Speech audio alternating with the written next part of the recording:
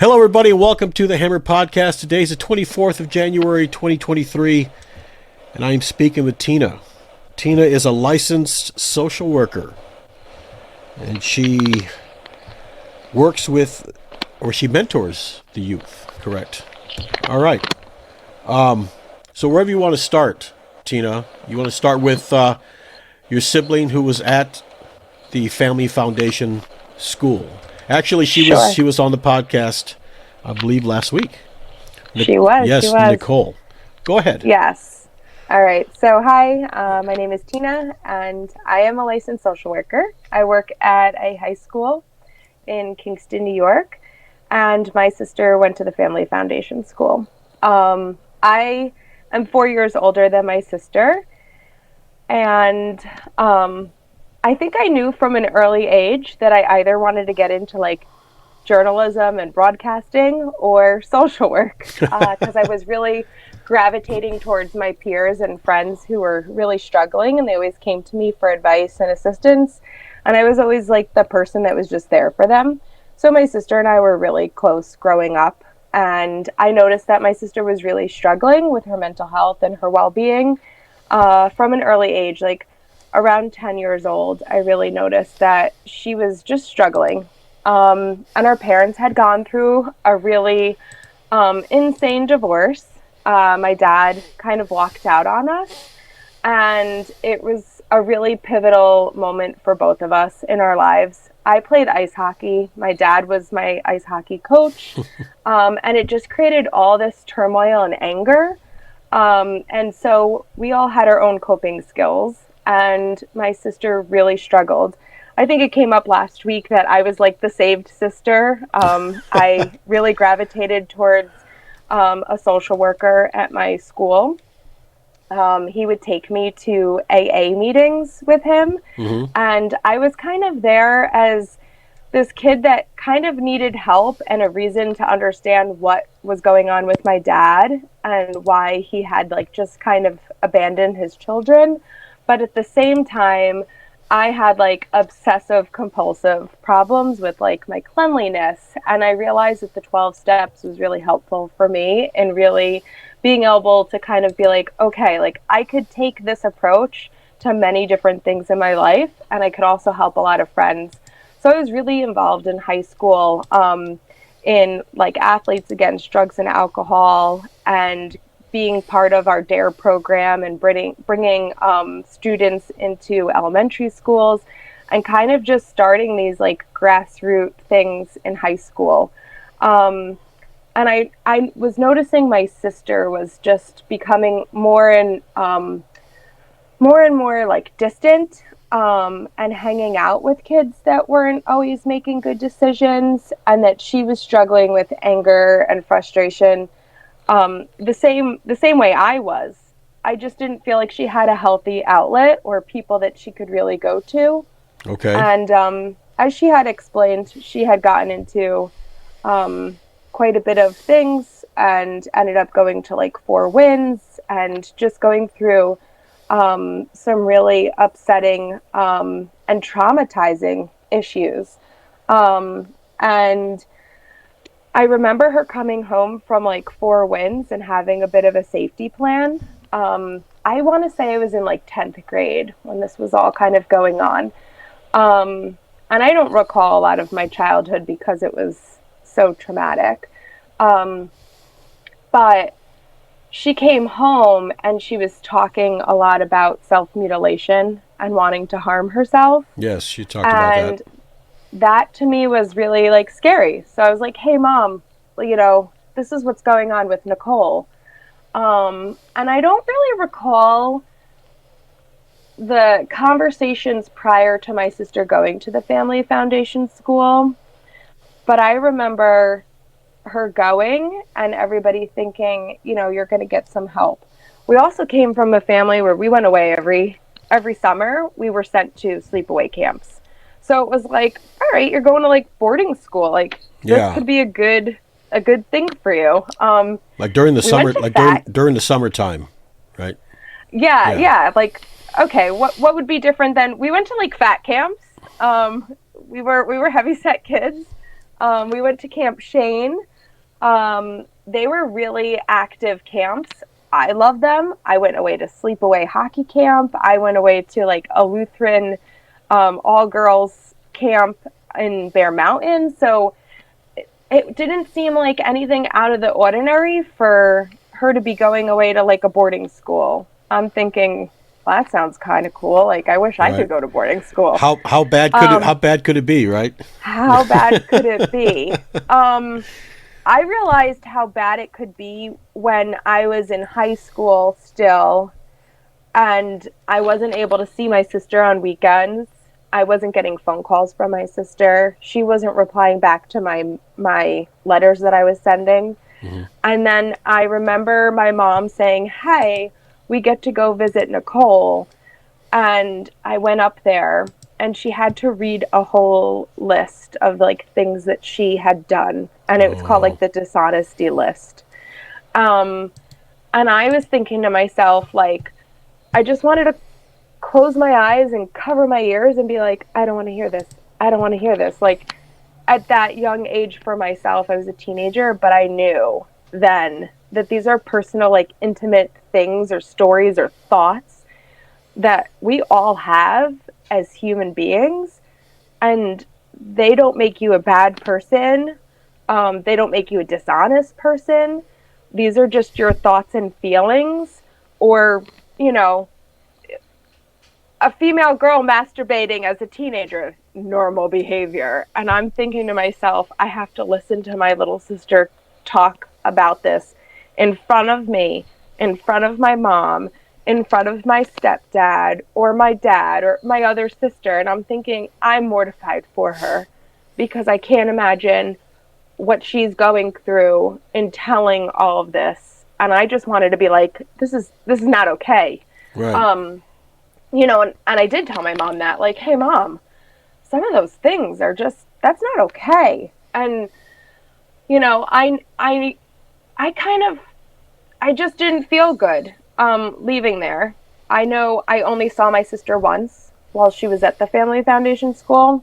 We were allowed to take her away for her birthday, and I got her, I believe it's the only thing that she was ever able to keep, but I got her these 3 little bears that were like courage, hope, and faith. And like there were these 3 little bears with these little like medallions on them. And I just wanted her to know that she needed to have courage and she needed to have faith that things would come out of this on the other side, and like just hope, like just keep hope. And I gave them to her for her birthday and Christmas that year. And that I don't have the picture right here. It's right behind this wall, but I only had one picture with her as well during those years that she was away. And so from my perspective, I missed my sister coming to my high school graduation and being in the stands. I missed birthdays of hers, of mine. While my mom was dealing with grief and everything else from her divorce, and trying to stay afloat and start over. Her oldest daughter was off to college. My little sister was off in a boarding school, and I was left home alone to like tend to myself at 11th and 12th grade. And I ended up going off to college. I changed my major kind of towards the end. It was like do or die. I got waitlisted at Quinnipiac. I wanted to be like the next Barbara Walters, which nobody knows anymore. And I was like, I'm gonna tell these amazing untold stories. And I would say it was like June, and I just made a big pivot and decided I didn't want to go away to school.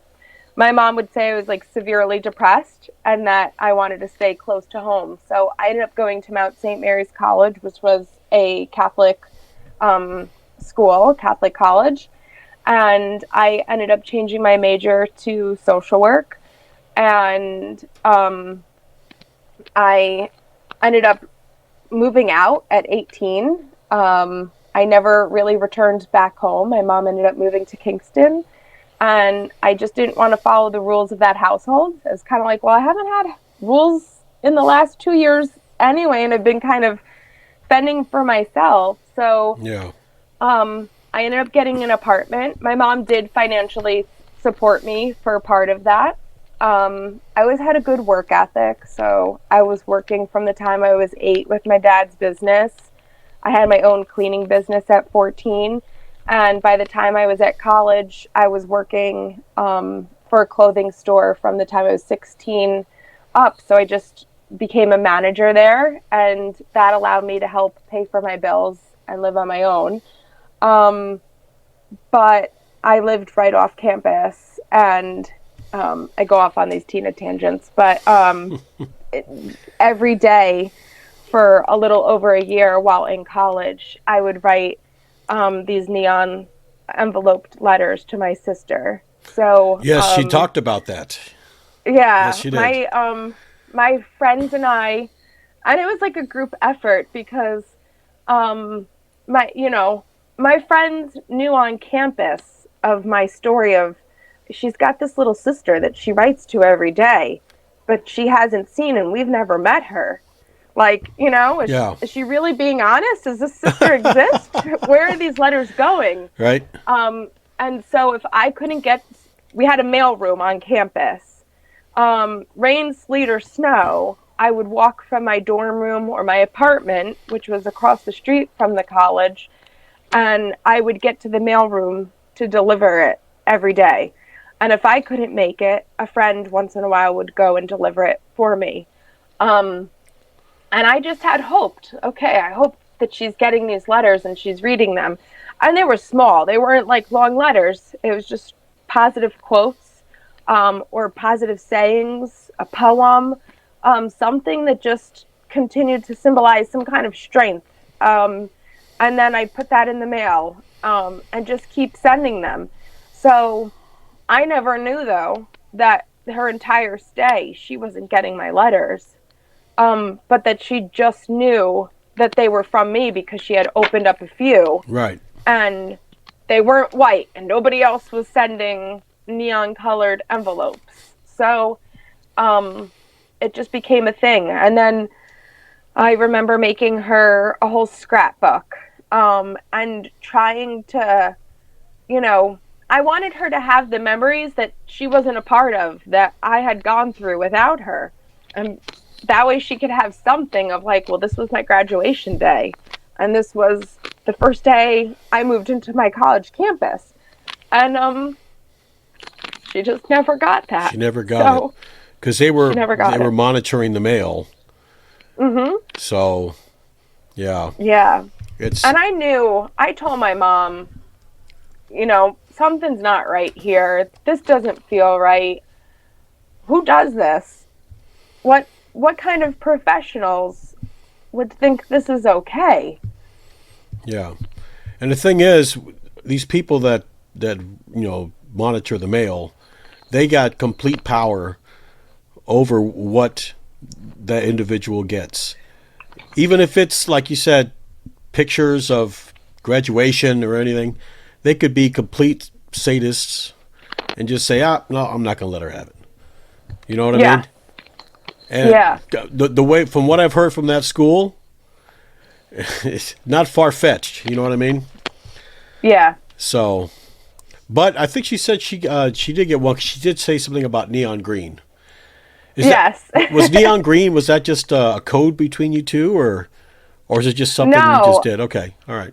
No, yeah, they were all just neon colors. There was blue, pink, orange, green, yellow. Okay. All right. Yeah. Yeah. Oh, okay. She got to read them. She did get most of my letters when she left. They gave them to her, and she opened them up when she came home. She used to keep a box of them under her bed for a really long time. Well, she didn't get her stuff for her birthday. No, she didn't. Did you send her anything for her birthday? Well, there was one birthday where we got to go up and see her. My mom, me, and my older sister went to see her. My mom said it was for an overnight, but I don't remember sleeping there. I remember going to a hotel room, like we got a hotel, and I remember staying there for a few hours and being able to like watch TV. My mom took pictures of us. There was a lot of crying. There was a lot of giggling and laughing. And I was able to give her her bears, and they did come home with her. So she was able to receive those. But maybe because it was also like Christian kind of courage, faith, and hope. Like, you know, is that why she got to keep them? Probably. I don't know. I don't know if that school was a religious school. I don't think it was. I can't remember what she said. She may have said it, but I don't remember. It was like all the religions. Like, you're going to go to temple. Oh, that's right. That's right. Yeah, could only listen to certain, like, gospel music. Yeah. Okay. So it was somewhat religious. Okay. Yeah. All right. I'm kind of wondering if it was if the state government was running that. Was it a government run? No. No, it wasn't. Okay. No. Just run through the paying of the tuition. Okay. All right. Yeah. Yeah. So, well, that's interesting. So and I think after that, with the letters, she left. Fine. I can't remember what year that was. Do you remember? I don't remember what year she ended up leaving. Because at that point, I was already away at college. I think it was halfway. It was most of my senior year and freshman year. So I want to say it was somewhere between my freshman and sophomore year of college. Okay. Yeah. What year was that? 2004, 2005. Okay. All right. Yeah. So she gets out. She gets out. Go ahead. Well, she gets out, and do you go to the house to greet her, or what? Yeah. We had like a big celebration. It was like she was out. I remember us having a party. I don't know if it was a party for her or just a family party, but everybody was like super happy. And like excited that she was out. And it was like this, it was like, yes, finally she's here. Like, as if she was in a foreign country for a few years and she's coming back, or, you know, she went off to war and came back. And so you want to like throw a huge party, but it was a quick honeymoon. And then it was like, what do we do? How do we help her? Holidays were really difficult. Right.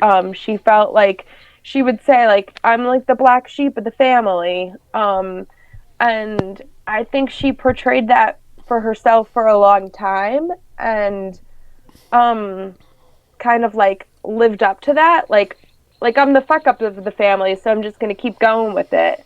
Right.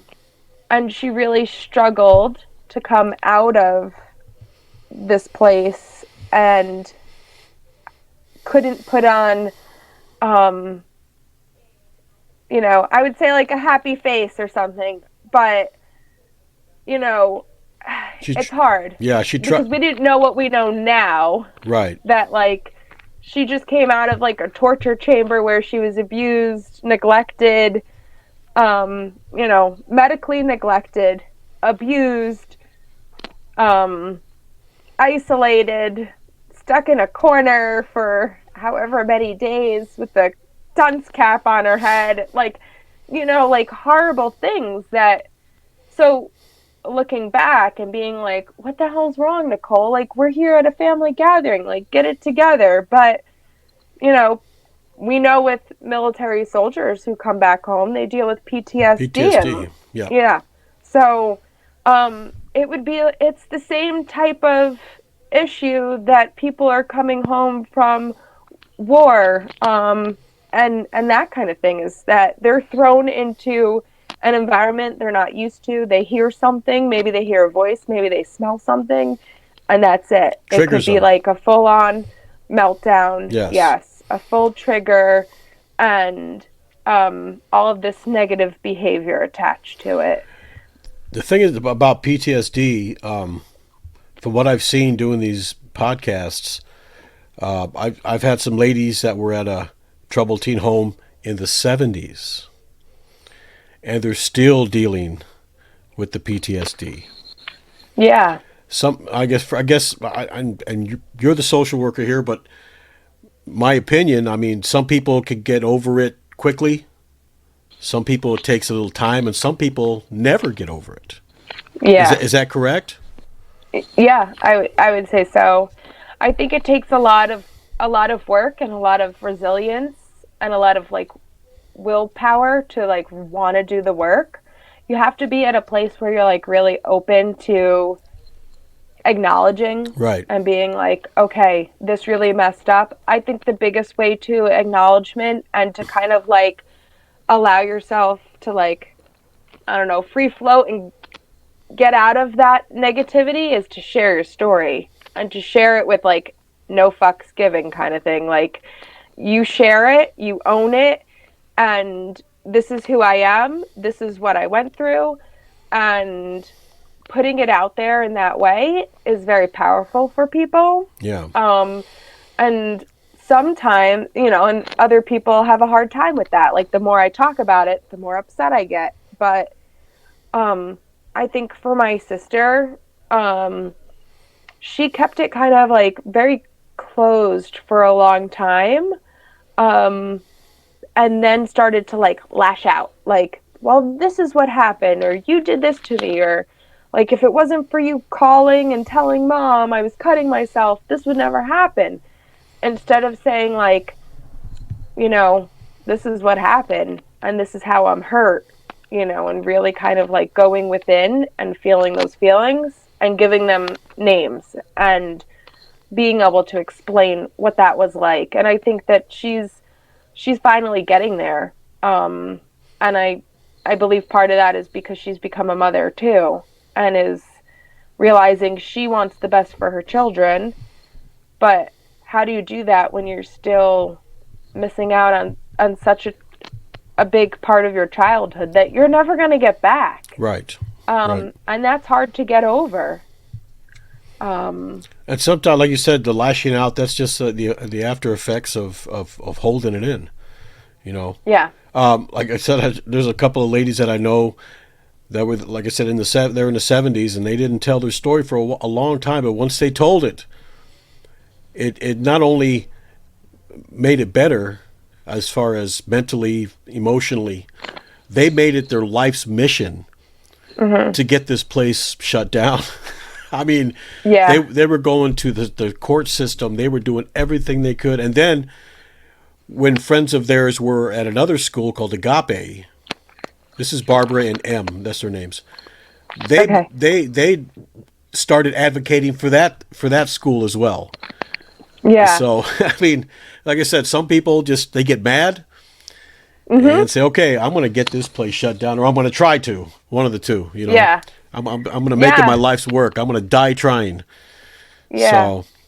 So, but I know your mom, Camille, nice lady, very nice lady. She is. She's my best friend. She was mad. Oh my goodness, was she upset? And I understand. I understand if someone was doing that to my kid and I had no idea, then all of a sudden it comes out. Yeah. Hell hath no fury. You know what I mean? Yeah, it is pretty infuriating. So for me, and my sister and I will get into this a lot, she'll be like, why do you help all those kids and I'm right here? Like, I need help. And I have a very hard time with my little sister. Like, our relationship just hasn't gotten back to where, like, in our heads, we both want it to be, but we're still so stuck in the trauma that we've been through. Right. And on different paths. I mean, her trauma was very much different than mine. Sure. My trauma was raising myself kind of, and really being like left alone. And then the trauma for me is knowing that my sister went through all of this and there was nothing that we did for her or could do for her, and that my poor mother was brainwashed, and that nobody could save either of them, or any of us. Well, I wouldn't necessarily say brainwashed. May have been slightly, but I don't think, listening to her, I don't think she had any clue what was going on. They were basically feeding her a line of shit and telling her, and like she was saying before, if she would, if a red flag comes up and she goes over there, and they're going to say, well, she's a troubled teen, don't believe her. She lies all the time, And I understand that as a parent, well, maybe, they're the experts, supposedly. They're the experts. They probably know what they're saying. So you don't think about it. You're just like, okay, well, then you take care of it. But then when you come out, and then you find out that they were lying to you the whole time. Oh. Yeah. But I consider that a form of brainwashing. Well, yeah, okay. Like, all right. Yeah. Many forms of brainwashing. Yeah. She was definitely made to think that Nicole was in such dire need that she needed this school, but that the school was also helping her, and that their punishments were,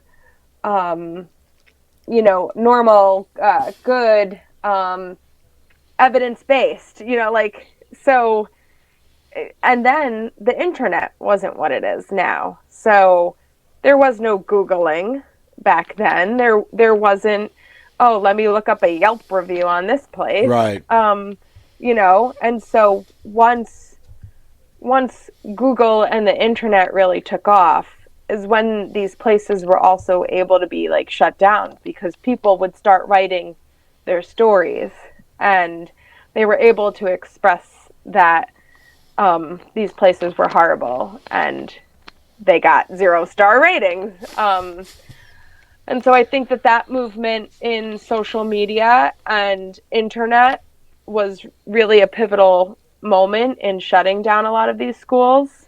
Like I said, I ended up going to college to become a social worker.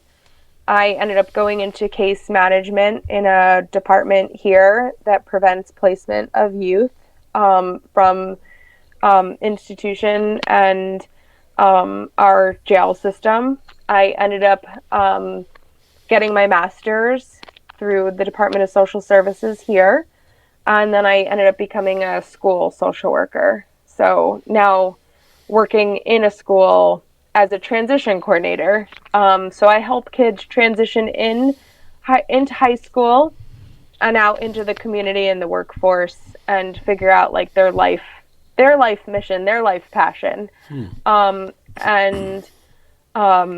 I serve on several local youth boards, and I'm very committed to youth change and taking a more practical approach with young people in providing them, when they're troubled, you give them mentorship, you hook them up with somebody in the community. And my biggest thing is you give them a job, a paid internship that's maybe overseen by somebody, but you provide them transportation, you provide them food, you provide them a stipend, you provide them the clothing they need. Kids are very motivated by money, and they're very motivated by doing good for other people. And so when you're talking about little teenage girls who are 13 and 14, and they're doing stupid shit with their friends, and they're trying cigarettes, and they're cursing a lot, and they're staying out late at night, you find organizations in your community that are there for mentoring and building people up, because there's a lot of kids like that. Yeah.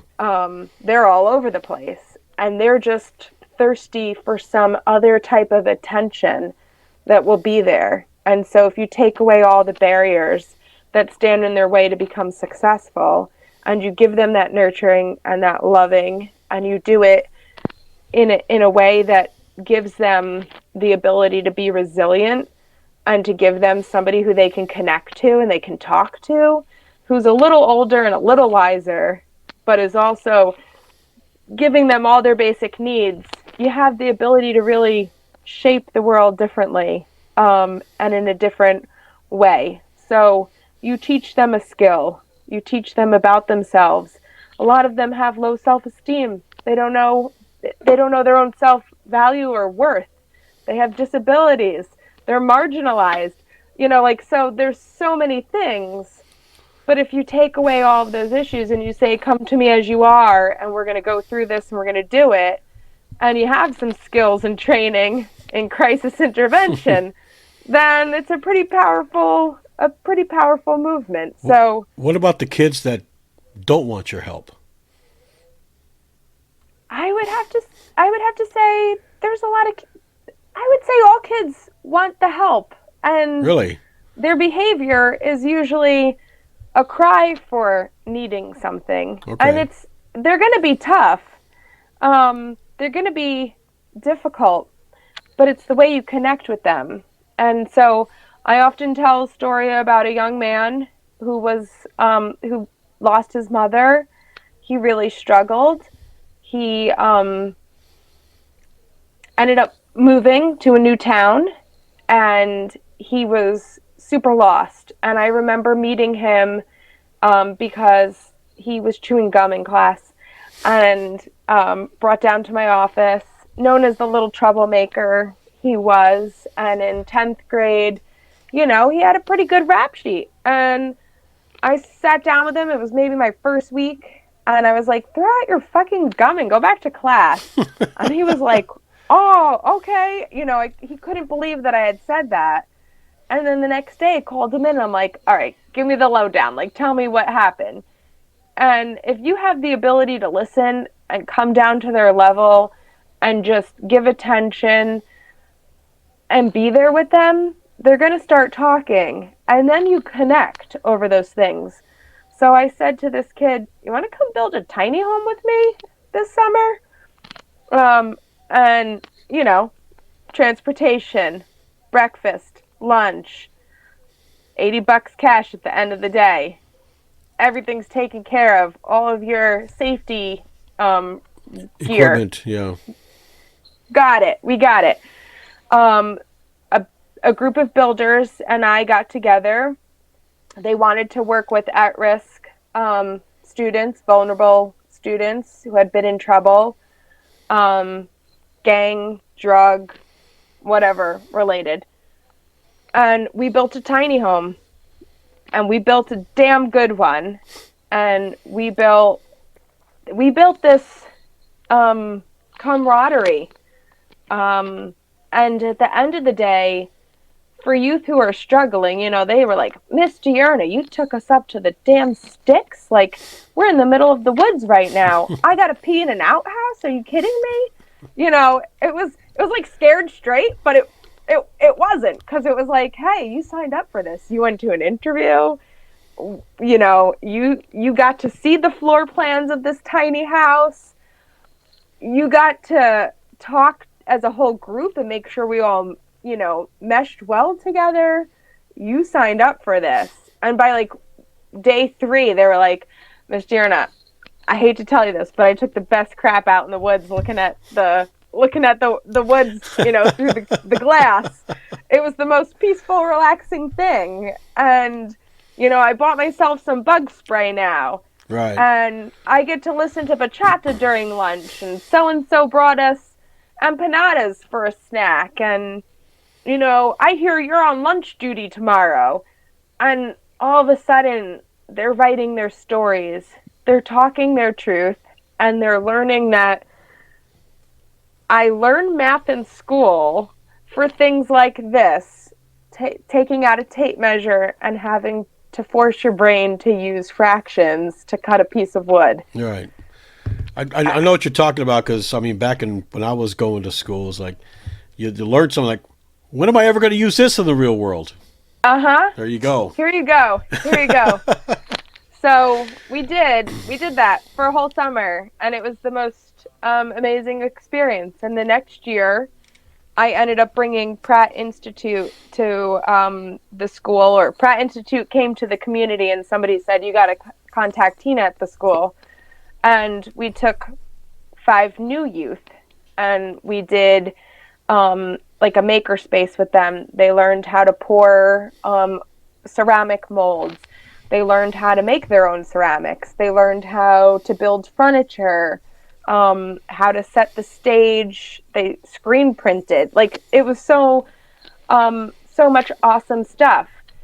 And every time an organization comes to want to work with me and my students, the things that I tell them is, they're always like, the kids don't want to, or the kids these days. And I'm like, the kids these days need food, transportation, clothing, and money. That's what they need. You got to teach them something. I mean, some sort of skill, because if not, like you said, I mean, they in those troubled teen homes, or they're selling drugs or something. I mean, they like money. I like money. You like money. If they want money, they're going to get it from somewhere. Yeah. And if they have to do it illegally to get it, well, I guess they have to. But to teach them a skill, or even get them introduced into a skill where they can, further their expertise with it, yeah, definitely. Yeah, they get to figure out, do I want to do this? Do I not want to do this? Or this kind of seems cool, or I never want to do this again. But the thing is, if they say, I don't want to do it again, there's always something else they can do. Exactly. Yeah. It's not just house building. Yeah. They've just built their resume, too, while doing it. So, so I would say every child is reachable. You just have to know how to reach. Now, is this just... oh, never mind. I forgot what I was going to say. Go ahead. That happens a lot. So... Yeah. Oh, now, how old... What's the cutoff point for that? Basically, once they're out of high school? So I work with students who are in 9th through 12th grade. Okay. But I am very community-based, so I know of other programs that are out there in our community that are working with youth outside of school. So maybe they want to do like a gap year program. They're not quite ready to go off to college, or they're not sure what they want to do. They can do local gap year programs, or they could go on working in the community. If a student has a disability, there's so many offerings for students that have like an individual education plan. So maybe they have like severe ADHD or diabetes that may impact their ability to work, or anxiety that might cause some issues at work. New York State has what's called Access VR. So it's adult continuing education services. Mm-hmm. And our youth can get hooked into that. They can go off to get some training. They can go to college. They can get training assistance. A lot of it is financial, but while in high school, they're able to explore career opportunities and different things with a college and career counselor designated to work one-on-one with them on creating those goals. So is this a nonprofit organization? No, Access VR is a New York State-run program. Okay. Most states have it, but it's just named differently in each state. It's federally and state funded, and an underutilized program in terms of the student has to want it and the parent has to want it. I think they lack the overall connection to like community of like, well, what is this? I don't get it. What is this? Right. I think us parents are run so thin that it's hard to stay on top of everything that you need to raise your child. Most of us are, both parents are working and their kids are at school. It's not like when I was growing up or when my mom was growing up and there was somebody at home. Right. Moms have careers now. Or divorce, like you were talking about with your mom. Yeah. People are out there working, and it takes a village to raise a child. Just the right kind of village. Not a bad one. I was going to say the right kind of village. that was kind of a broad statement there. Yeah. Yes. You put on here you work with mostly youth with disability or mental illness. Yes. Are we talking about psych hospitals, stuff like that too, or? So I don't have to work directly with the psych hospitals or the state-funded programs. I used to when I had students as like a traditional social worker. But I'd say if we were referring to any kind of psychiatric hospital, it was pretty bad. And for the most part, when they're at the high school level, it's either psych or substance abuse treatment facilities. And there's a few really good ones locally that are there dedicated to youth. We had a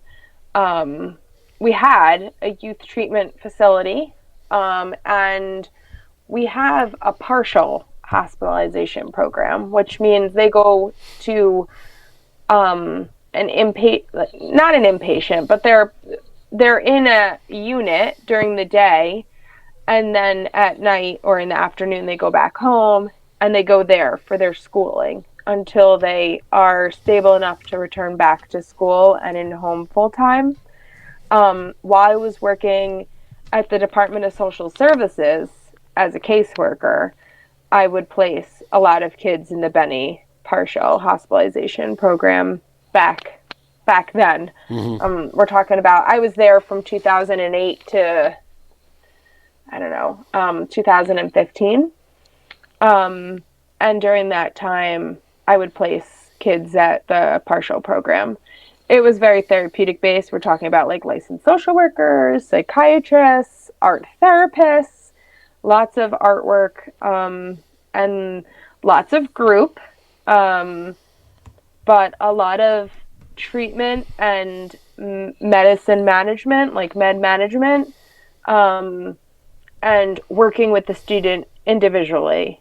There was no sitting in a corner with a sign on your back or not being able to use the bathroom. Or wrapping you up in tarps with duct tape, yeah.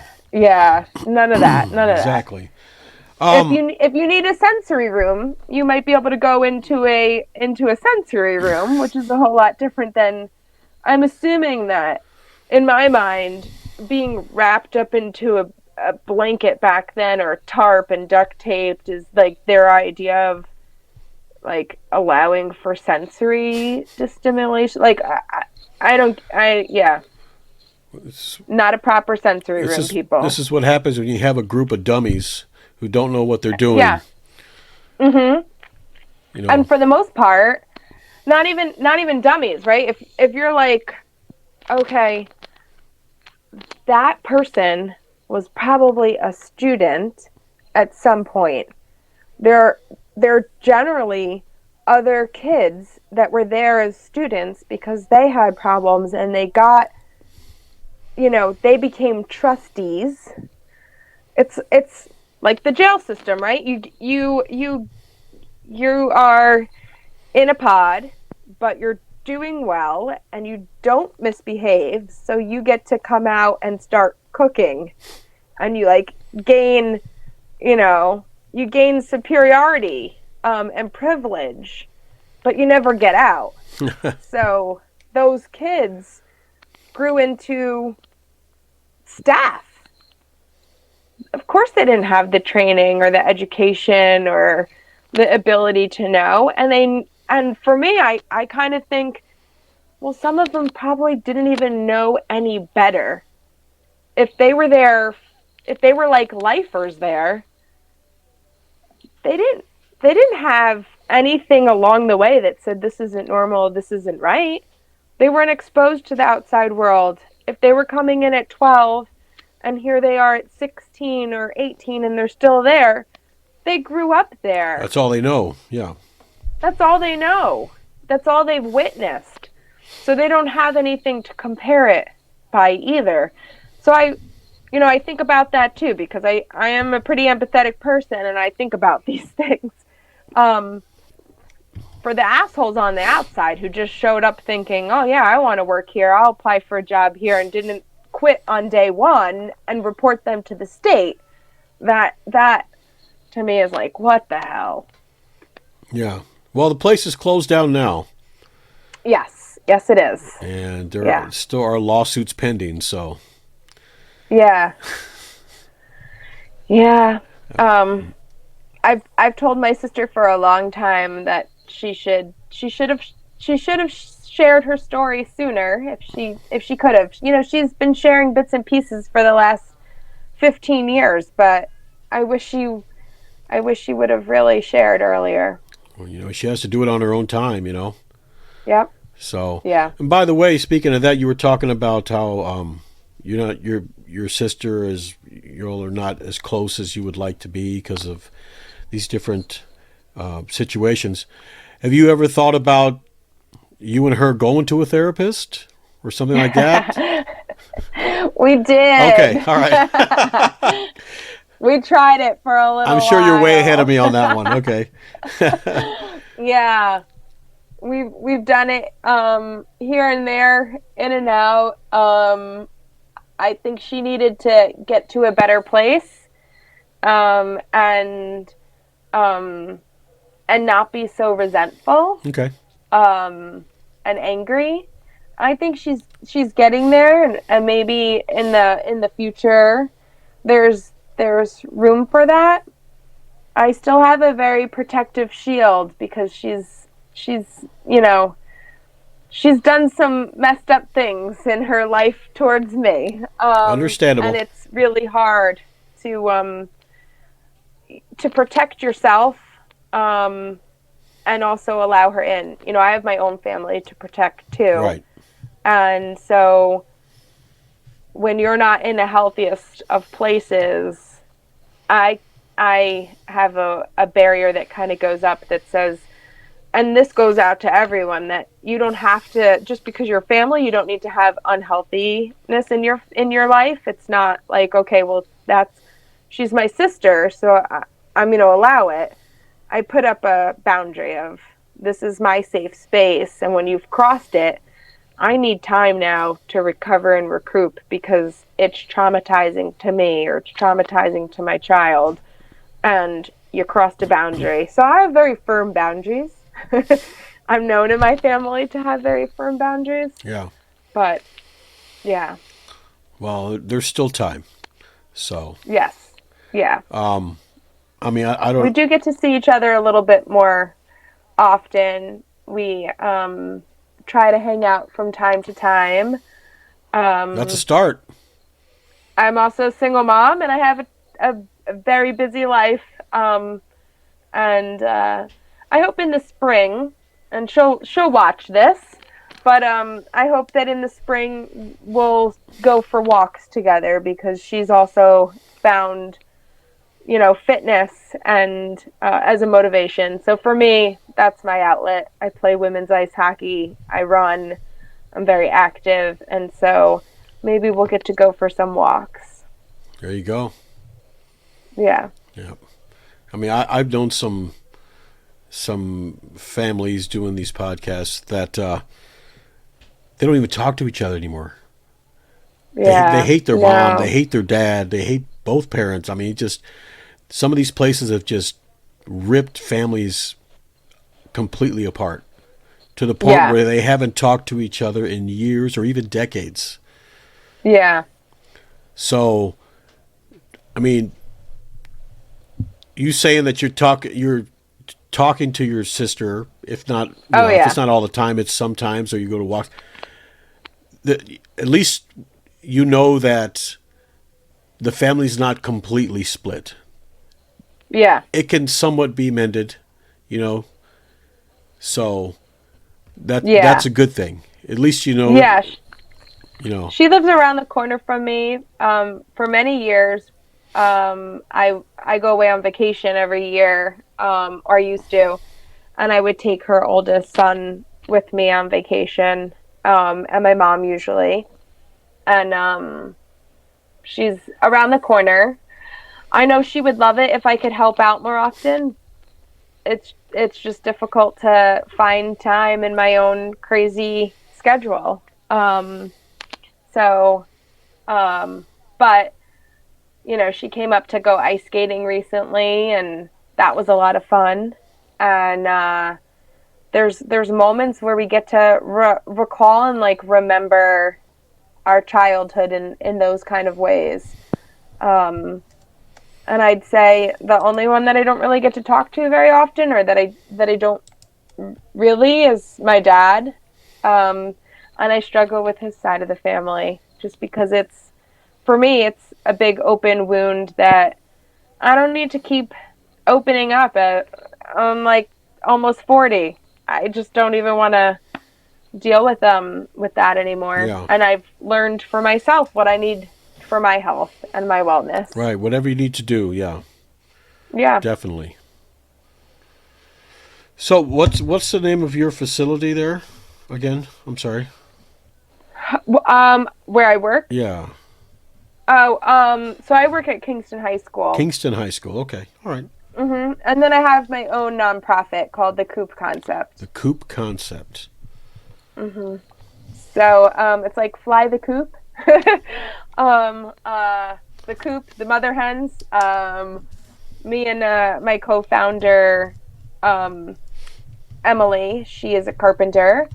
And we founded this based on the past work that I've done with high school students. And we're out here just radically changing the world one youth at a time by providing them a job with passion and meaning.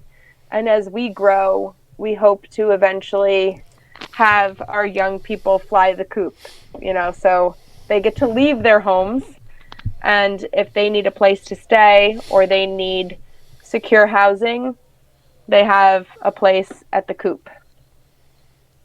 So gotcha. It's a noble thing you're doing. Yeah. Tina. Yeah. I wish every kid had a chance, but to go through programs like this, but unfortunately, that's not the case. But you help who you can, as many as you can. Yes. So. Yeah. But Tina, thank you for coming on. Thank you for having me. This was, I wasn't talking about a troubled teen home today, so that's good. I've heard from so many of them, and it angers me. It depresses me, that shit like this goes on, Yeah, and it's a ripple effect, and it impacts that child, but it impacts the entire family. Sometimes it affects generations of families. Yes, generations. Yes. Yeah. I see that now. My daughter is 13, and she'll,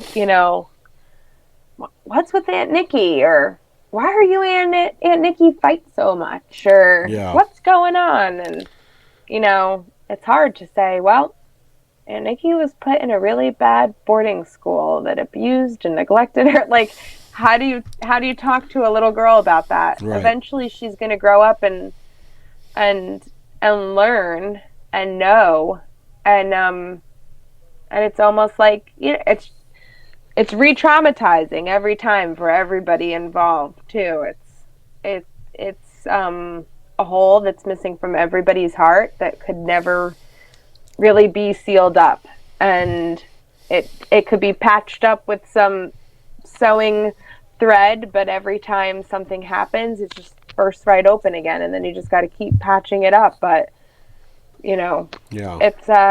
it's difficult, and I find that talking about it is the best healing medicine. And I know that it's helped my sister significantly over the last few years. And you never give up. Never give up. Nope. Keep closing down all those damn schools. You never give up on family. Yes. Yeah. So, great, Tina. Thank you for coming on. I appreciate it. I don't know, if you have any time, maybe you can have other stories from kids from that school if you want to sit in one of these days, whatever. Just listen if you want. I told Nicole the same thing. I'm not going to put you two in the same, one together, but just kind of separately, just a little experience, because I've had some kids that won't come on by themselves. They want someone else with them. You know what I mean? Somebody either who's had experience or who went to the same school or something like that. So it's always nice to have people. Keep in touch. Yes, I will. Stay on the line for a few seconds, Tina. I want to talk to you real quick. I'm going to end the show real quick. Sure. I want to thank everybody for watching. Hope everybody was able to grasp what was being said. I know sometimes people get a little confused about this kind of stuff, but I understood it. I mean, I understand exactly what you're talking about, and it's nice to know that there are programs out there that that do this kind of stuff. Federally funded, nonprofit, it doesn't matter. Programs that are helping the youth today get the experience they need, get them out of trouble. That way they can stay out of trouble. You know what I mean? So for the Hammer Podcast, I want to thank you for watching. You take care of yourself, take care of each other, and we'll see you in the next podcast. See you later.